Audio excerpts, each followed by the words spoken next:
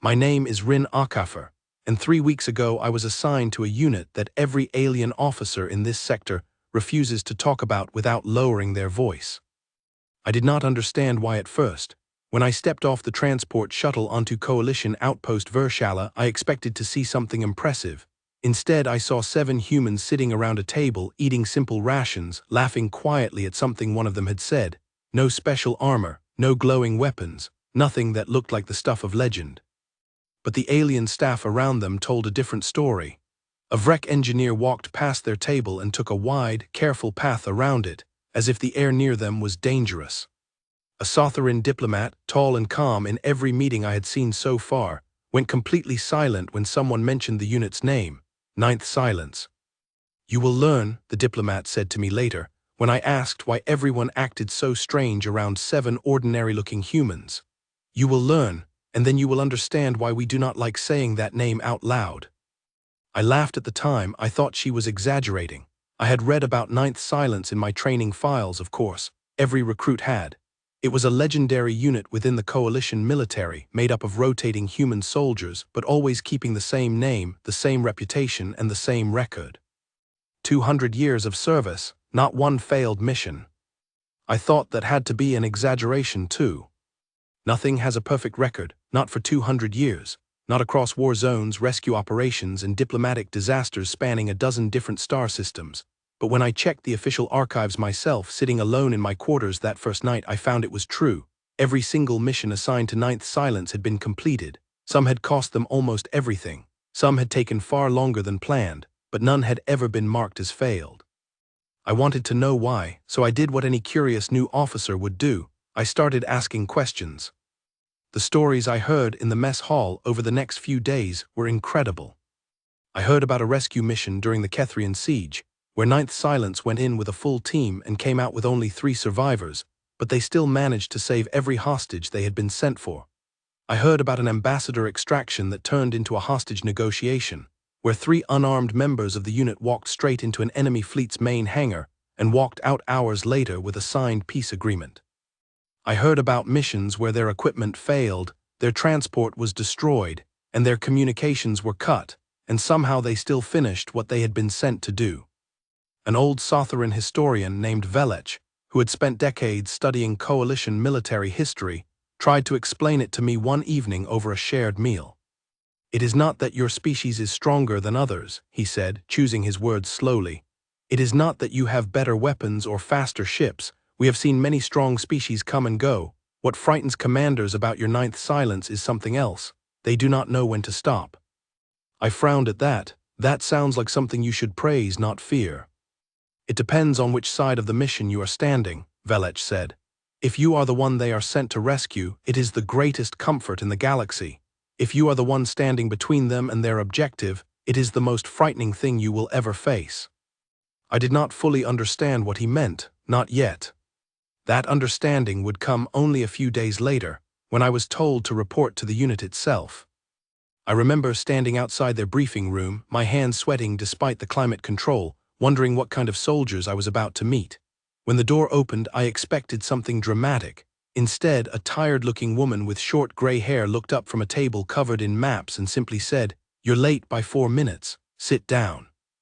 Her name was Commander Ren Okonkwo, and she had led Ninth Silence for almost 15 years, longer than any commander before her. The rest of the unit barely looked up as I sat. There was Denny, a quiet engineer who could apparently fix almost anything with spare parts and patience. There was Aris, a young pilot who smiled at me but said nothing. There was Talia, the unit's medic, who gave me a short nod before returning to her notes. The others introduced themselves briefly, and then the briefing began as if I had always been part of the room. Our mission was simple, or so it seemed. A Coalition ambassador named Cyril Dune had been on a diplomatic visit to a border world called Having Reach when local unrest turned into open conflict. Her transport had been damaged during evacuation, and she was now stranded somewhere in a restricted zone, cut off from Coalition support, with hostile forces patrolling the region. Our job was to find her and bring her home. "Standard retrieval," Ren said, tapping the map, "in and out. Should not take more than 2 days." I remember feeling relieved. My first mission with the legendary Ninth Silence, and it sounded almost boring. I did not know yet how wrong that feeling would turn out to be. We landed under cover of a storm, our small shuttle skimming low over rocky terrain to avoid detection. The plan was straightforward: locate the ambassador's last known position, extract her quietly, and return to the rendezvous point before anyone noticed we had been there at all. For the first few hours, everything went according to plan. Denny tracked a faint signal from the ambassador's emergency beacon. Aris guided our small transport through narrow canyons that kept us hidden from patrol scans.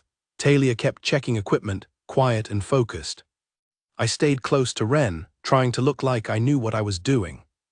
Then everything changed at once. Our shuttle's engine failed as we tried to reach the coordinates. Denny worked quickly, but the damage was serious enough that we would not be flying out the way we came in. At almost the same moment, our communications system lost contact with the Coalition fleet overhead. A jamming field, Denny guessed, deployed by the local forces to cut off any outside help. We were alone on hostile ground, with no working transport and no way to call for backup. I felt panic rising in my chest.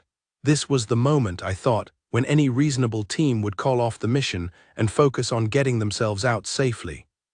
I looked at Ren, expecting her to give the order to abandon the extraction and find our own way home. Instead, she knelt down, spread out a printed map on the ground and said calmly, "All right, let's figure out a new way in."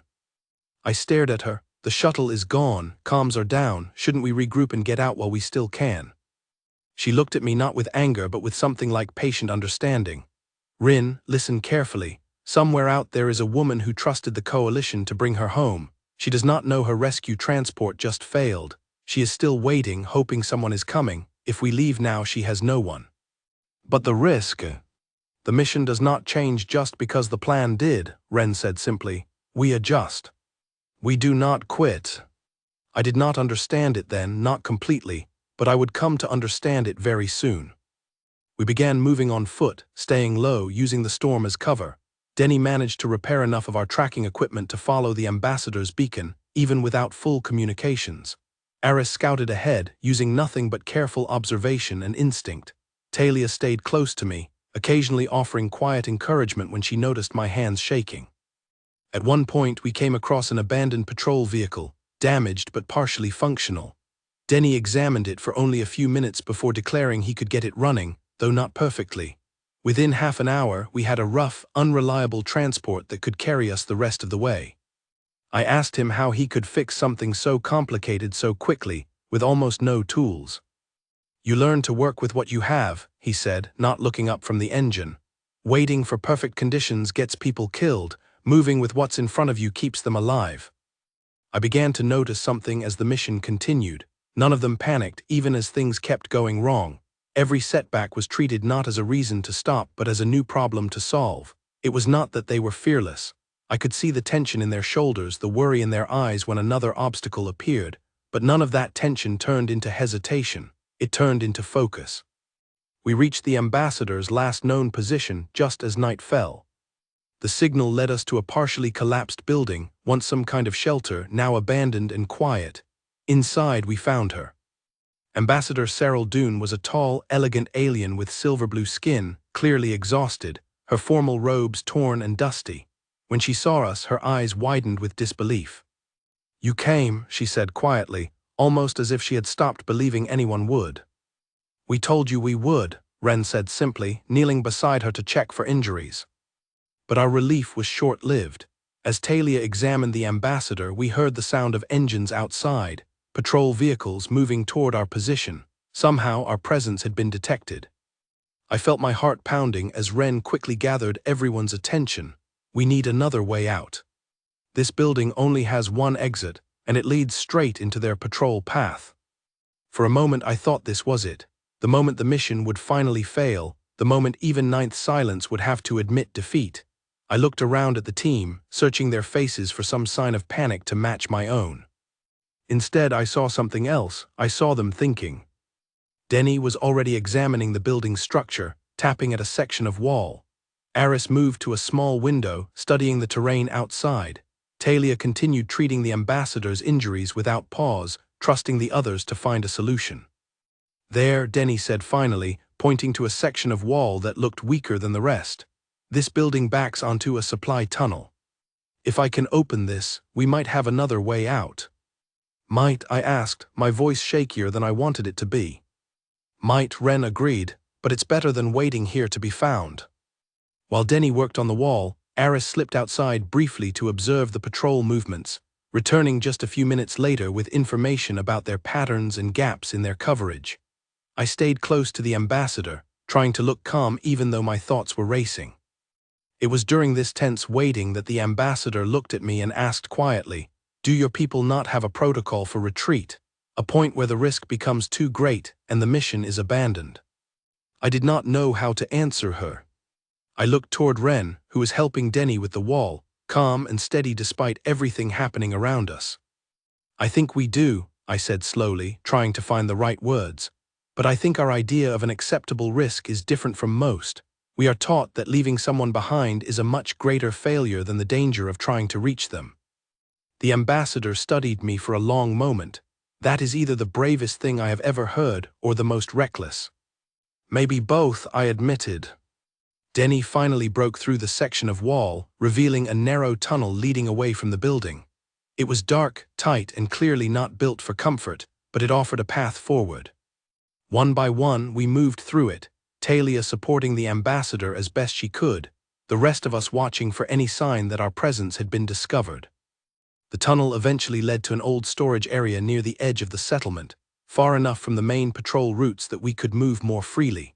From there, using information Aris had gathered earlier, we made our way toward a secondary extraction point, one that had not been part of the original plan but had been identified by Ren as a possibility hours earlier, just in case something went wrong. "You already had a backup plan?" I asked her as we moved carefully through the quiet streets. "I always have a backup plan," she said, "and a backup for the backup. That is not the same as giving up on the first plan. It just means being ready if the first one does not work the way we hoped."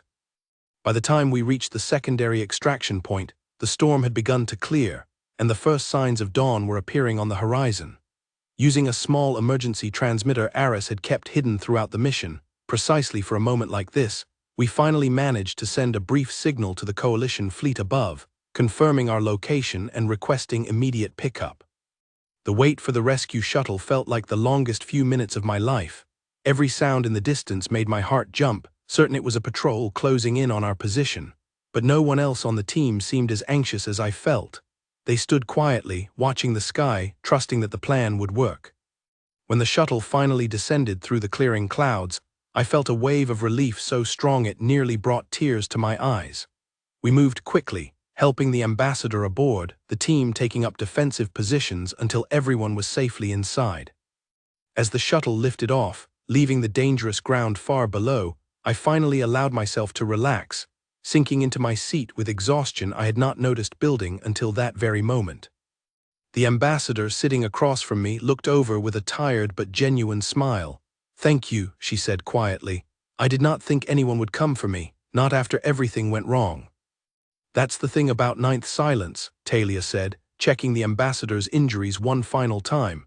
"Things going wrong is just part of the plan. We expect it, we just don't let it change what we're trying to do." Back at Outpost Vershala, the mission was logged as complete.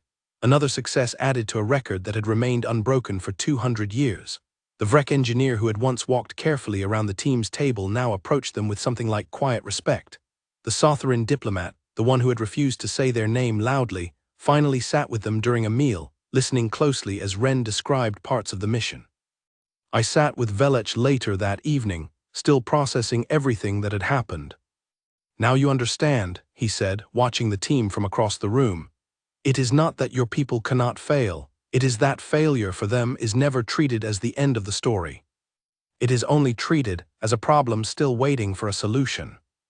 I thought about the ambassador's question in that abandoned building. "Do your people not have a protocol for retreat?" I finally understood the answer clearly. We had won, we simply measured its cost differently than most. We were willing to spend more of ourselves, more time, more effort, more risk, before we accepted that something could not be done. It was not recklessness, not really. It was a promise, carried quietly by every member of that unit, that no one they were sent to help would be left wondering if anyone was coming. That is why other empires feared the name Ninth Silence. Not because we were unbeatable, but because we refused to stop believing a mission could still be won, long after most others would have given up hope. As I sat there that night, watching Ren laugh quietly at something Denny said, watching Talia carefully record notes for their next assignment, I realized something important. I was no longer just watching the legend of Ninth Silence from the outside. I had become part of it,